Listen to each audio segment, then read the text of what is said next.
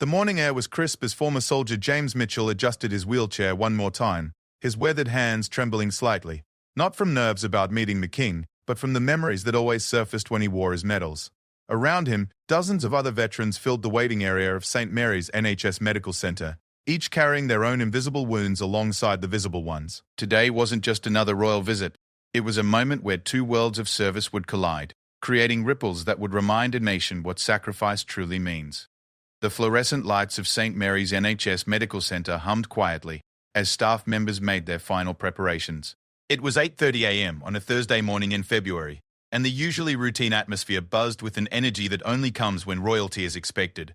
Nurses checked their uniforms for the third time, doctors reviewed patient files they already knew by heart, and administrators ensured every detail was perfect for the arrival of King Charles III. But this wasn't just any royal visit. Today, His Majesty would be meeting with veterans who had dedicated their lives to serving their country, many of whom now relied on the NHS for ongoing medical care. The significance wasn't lost on anyone present. It was a meeting between the head of the armed forces and those who had answered the call to serve under his mother's crown, and now his own. Sarah Williams, the centre director, walked through the main corridor for what felt like the 100th time that morning. Her clipboard held a detailed schedule, but she knew the most important moments couldn't be planned.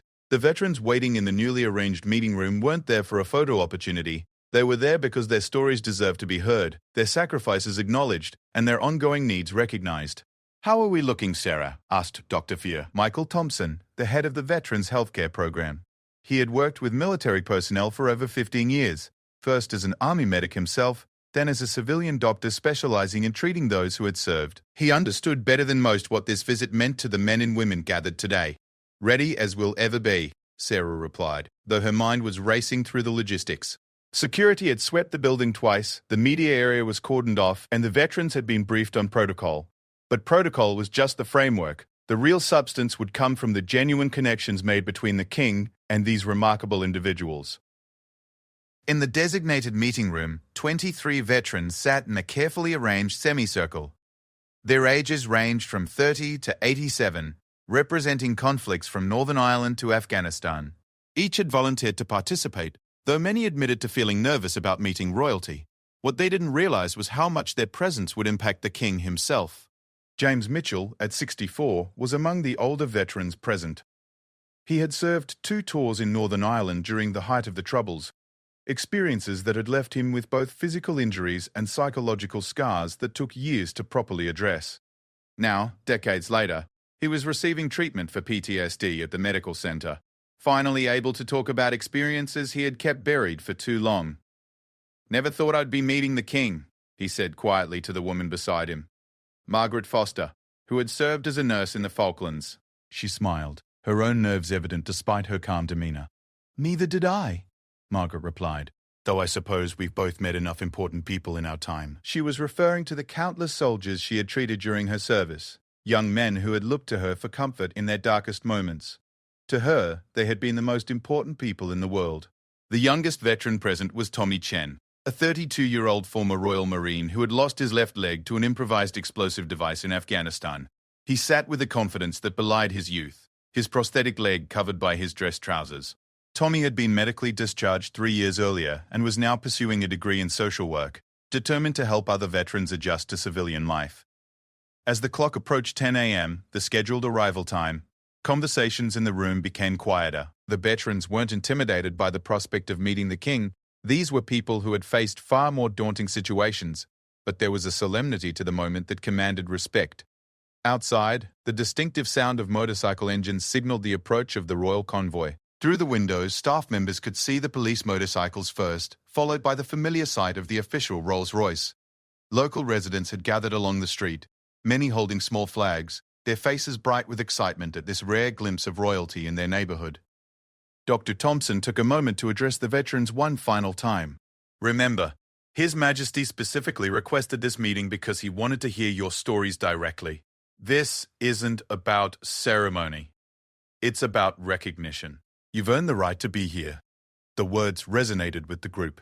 These weren't people seeking attention or glory. They were individuals who had answered their country's call and were now dealing with the long-term consequences of that service. Some struggled with physical injuries, others with mental health challenges, and many with the simple difficulty of transitioning from military to civilian life. King Charles, meanwhile, was reviewing his own notes in the car. He had insisted on detailed briefings about each veteran he would meet, wanting to understand their service records and current situations. This wasn't going to be a series of polite handshakes and generic questions. He intended to engage meaningfully with each person's story. The king's interest in veterans' welfare wasn't new. Throughout his time as Prince of Wales, he had been patron of numerous military charities and had regularly visited service personnel both at home and deployed overseas. He understood the unique challenges faced by those transitioning from military service and was particularly interested in how the NHS was adapting to meet their specialised needs. As the convoy pulled up to the medical centre's main entrance, Sarah Williams and the senior staff took their positions. The media area was filled with photographers and reporters, but the king had made it clear that his priority was the private meeting with the veterans, not the public ceremony. The car door opened, and King Charles stepped out, immediately scanning the building's facade with the practiced eye of someone who had attended thousands of similar events. But his expression suggested this wasn't routine for him. There was a genuine anticipation in his demeanour that spoke to the personal importance he placed on this visit. "Good morning, Your Majesty," Sarah said as she curtsied briefly. "Welcome to St. Mary's Medical Centre." "Thank you for arranging this, Sarah," the king replied, his voice carrying the warmth that had become his hallmark in public engagements. "I've been looking forward to meeting these remarkable individuals." As they walked through the main entrance, the king paused to acknowledge the NHS staff who had lined the corridor. He understood that this medical centre, like thousands of others across the country, represented the front line of healthcare for millions of citizens, including many veterans whose service-related conditions required specialised care. The brief walk to the meeting room gave the king time to mentally prepare for what he knew would be emotionally challenging conversations. These weren't abstract discussions about veterans' issues. They were personal accounts of service, sacrifice, and survival. "They're a remarkable group," Dr. Thompson said, as they approached the meeting room. "Each has agreed to share their story because they believe it might help other veterans who are struggling." The king nodded, understanding the courage that decision represented. For many veterans, talking about their experiences, particularly the difficult parts, required a vulnerability that ran counter to their military training. At the door to the meeting room, King Charles paused for a moment, straightening his jacket and taking a breath. Behind that door were 23 individuals who had given years of their lives in service to the crown. People whose stories deserved not just acknowledgement, but genuine engagement. "Shall we?" he asked, though it wasn't really a question.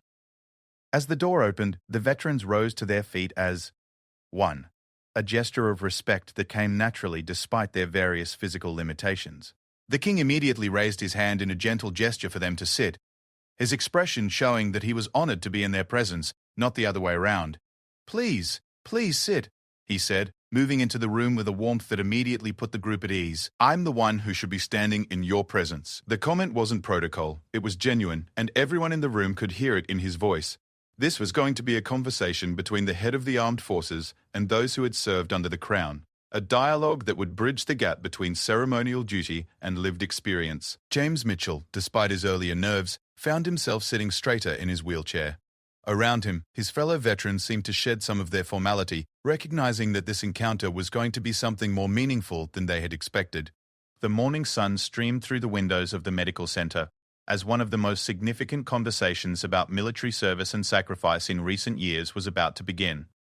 What started as a scheduled royal visit was transforming into something far more profound, a genuine meeting of minds and hearts between those who serve and those who have served. The first voice to break the silence belonged to Margaret Foster. At 71, she had served as a military nurse during the Falklands conflict, and her experiences had shaped not only her understanding of warfare, but also her approach to healing. When the king asked about her service, her response came with the measured cadence of someone who had spent decades processing difficult memories. "Your Majesty, I was 26 when I deployed to the South Atlantic," she began, her hands folded neatly in her lap. "I thought I understood what nursing meant until I found myself treating 18-year-old boys who were calling for their mothers." The room fell quiet. These were the moments that couldn't be prepared for, when the real cost of military service became personal and immediate. King Charles leaned forward slightly, his full attention focused on Margaret's words.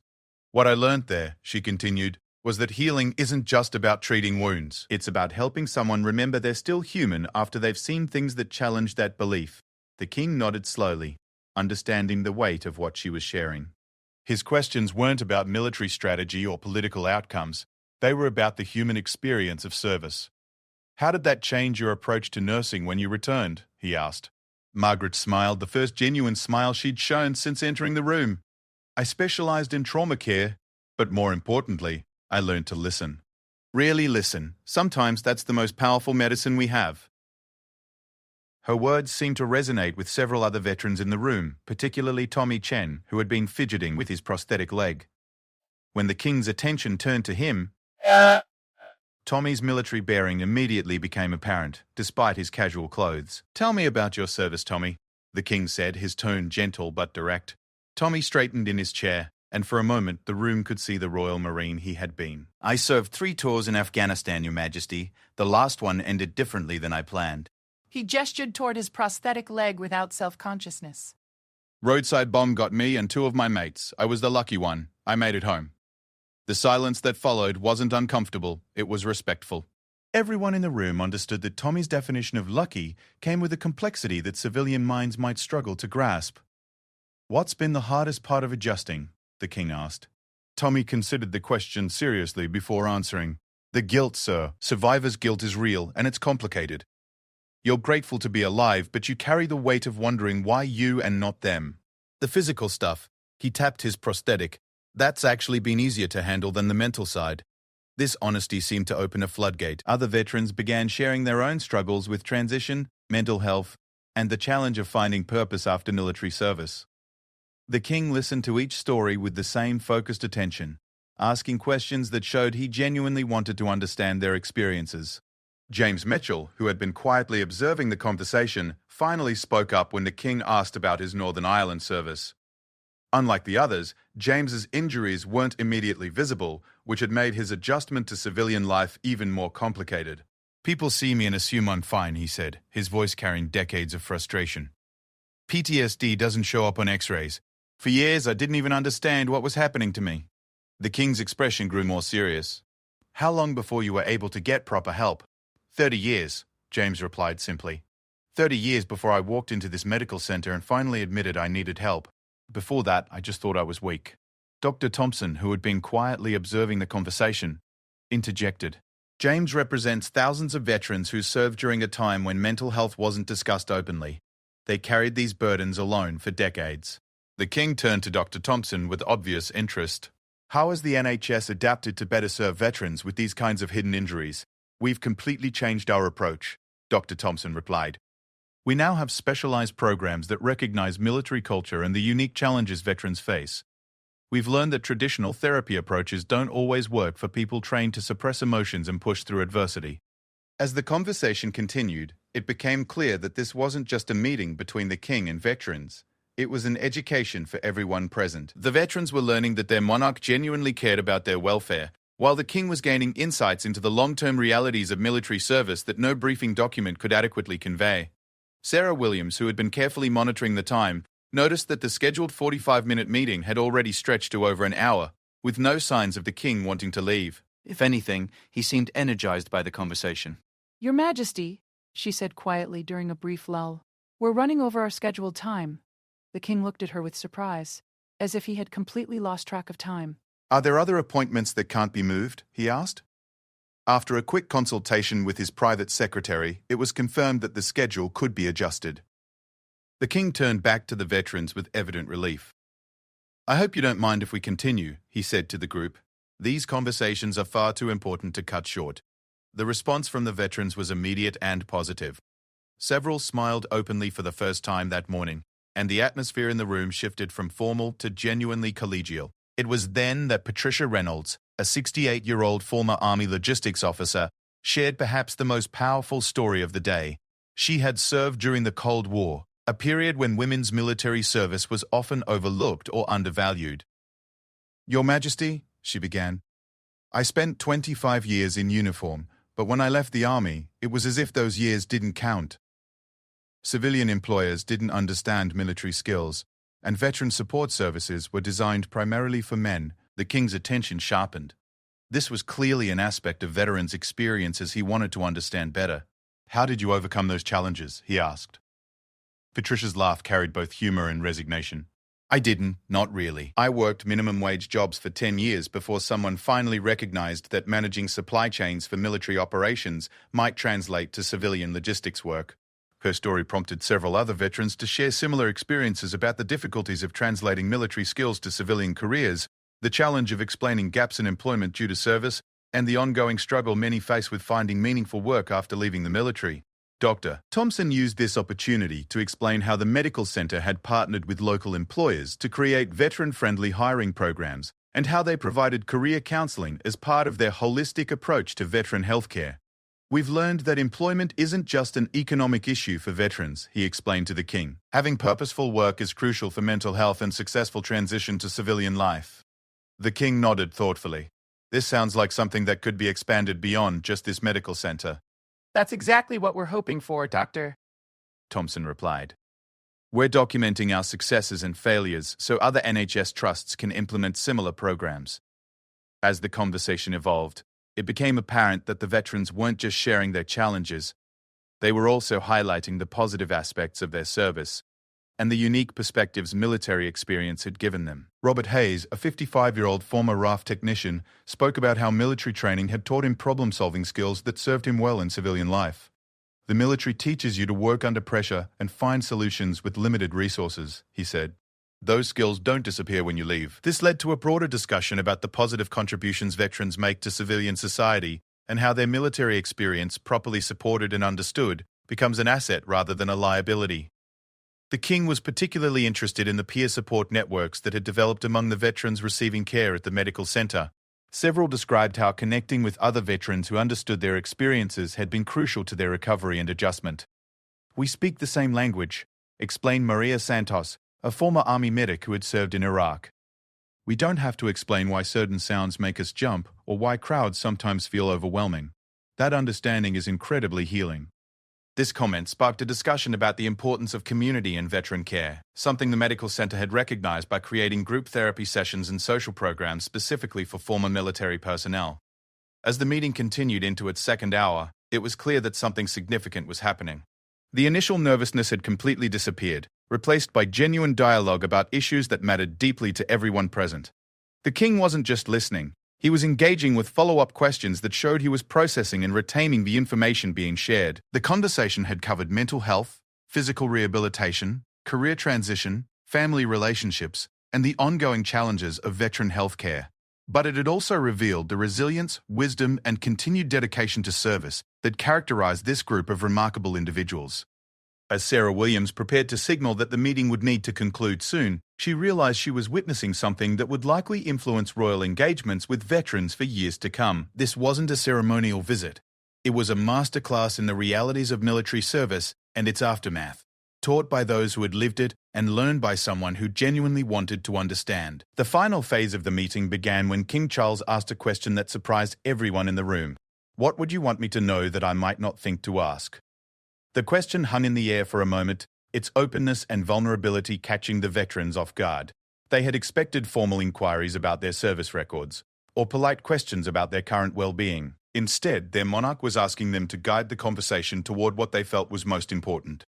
It was David Campbell, a quiet 58-year-old former army engineer who had barely spoken during the earlier conversations, who responded first. His voice was soft but carried the weight of long consideration. Your Majesty, I think what people don't understand is that we didn't just serve our country. We served each other. The bonds formed in military service don't disappear when you take off the uniform. When one of us struggles, we all feel it. His words seemed to unlock something in the room. Other veterans began nodding, and several exchanged looks that spoke of shared understanding. That's why this place is so important, added Jennifer Walsh, a former Navy communications specialist who had been dealing with anxiety disorders since her discharge. It's not just about individual treatment. When I come here, I'm part of a community that understands what service means. The king leaned back in his chair, clearly processing this perspective. So the medical care is inseparable from the community aspect?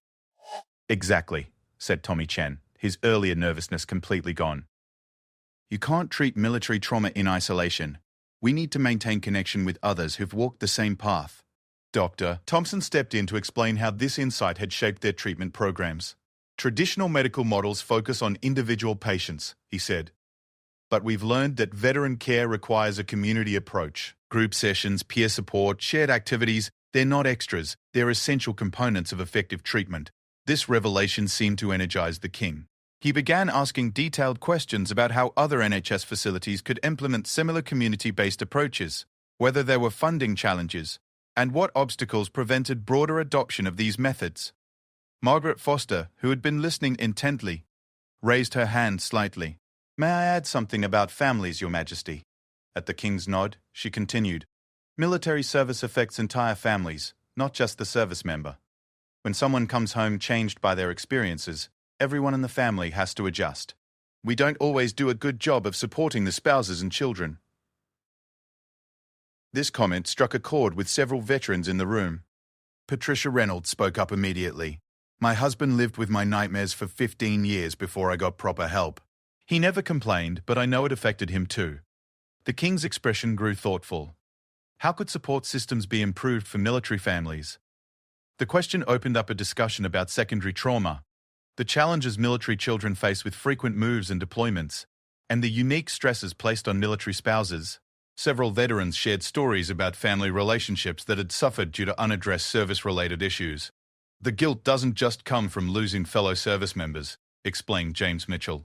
"It comes from feeling like you failed your family by bringing the war home with you." Thompson explained that the medical center had recently begun offering family counseling and support groups for veterans' relatives, recognizing that successful rehabilitation often required addressing family dynamics.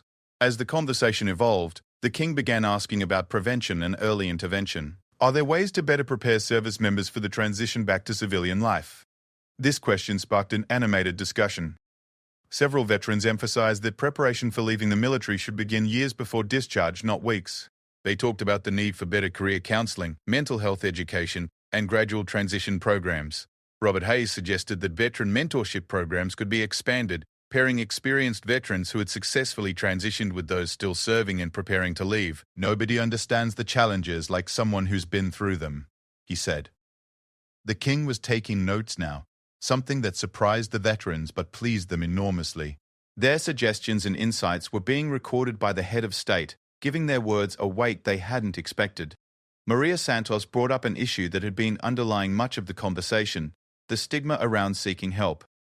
"In military culture, asking for help can feel like admitting weakness," she said. "We need to change that narrative." This led to a discussion about how military culture itself might evolve to better support service members' mental health while maintaining the resilience and effectiveness that military service requires.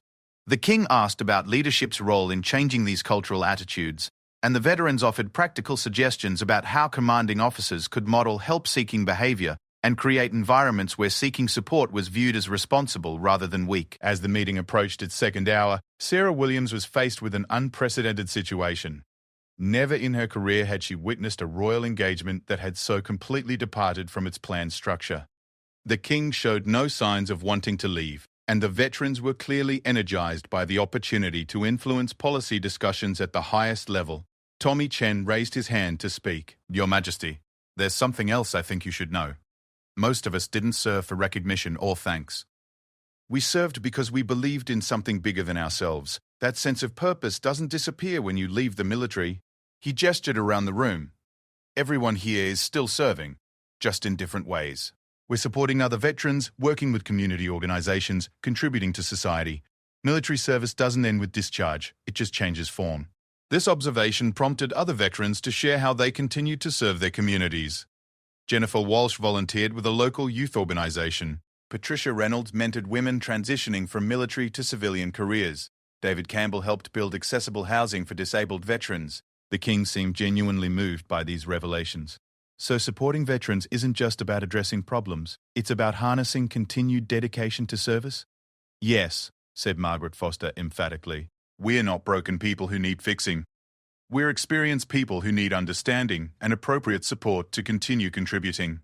This reframing of veteran support from rehabilitation to empowerment clearly resonated with the king. He began asking about how veteran experience and skills could be better utilized in civilian sectors, particularly in public service and community leadership. The conversation was interrupted by a gentle knock on the door. The king's private secretary entered quietly, clearly uncomfortable with disrupting the meeting, but aware of the significant delay to the royal schedule. "Your Majesty," he said quietly, We do have the hospital board waiting, and the afternoon engagements. The king looked around the room at the veterans, then back at his secretary. Can the hospital board meeting be shortened, and can we push the afternoon back by 30 minutes? After a brief consultation outside the room, it was confirmed that adjustments could be made. The king turned back to the veterans with obvious relief. I hope you understand, he said. These conversations are far too valuable to rush. The final 30 minutes of the meeting took on a different character. The king began asking the veterans what they would want him to tell other government officials, military leaders, and NHS administrators about improving veteran care.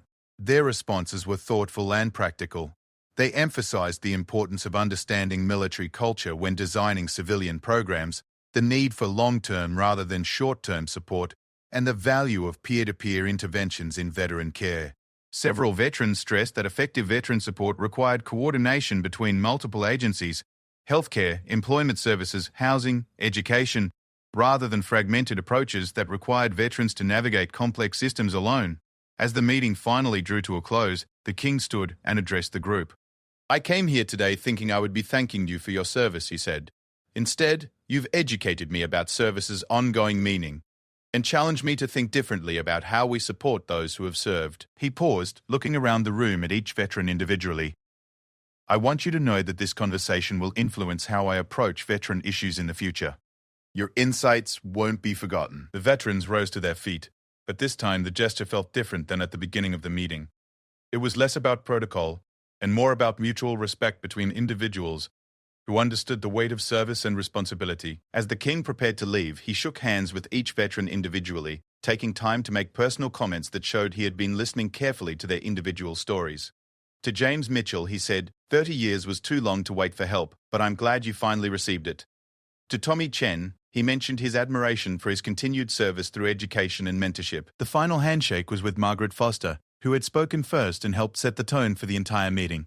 Thank you for teaching me about the true meaning of healing, the king said to her. As the royal party left the room, the veterans remained standing for several minutes, processing what had just occurred. What had begun as a formal royal visit had become something unprecedented, a genuine dialogue about military service, sacrifice, and the ongoing responsibility society has to those who serve. Outside, media representatives who had expected standard photo opportunities and brief quotes were instead met with a king who spoke passionately about veteran care innovation and the need for comprehensive support systems. His comments reflected the depth of understanding he had gained during the extended meeting. Back in the meeting room, as the veterans began to disperse, there was a sense that something significant had occurred. They had been heard. Not just by healthcare providers or government officials, but by their monarch. Their experiences had been validated, their ongoing contributions recognized, and their insights valued at the highest levels of government. Dr. Thompson, reflecting on the morning's events, realized that the meeting had achieved something no formal presentation or policy document could have accomplished. The king now understood veteran issues not as abstract policy challenges, but as deeply personal human experiences, requiring thoughtful, comprehensive responses. The ripples from this meeting would extend far beyond St. Mary's Medical Centre, influencing royal patronages, government policies, and NHS approaches to veteran care for years to come.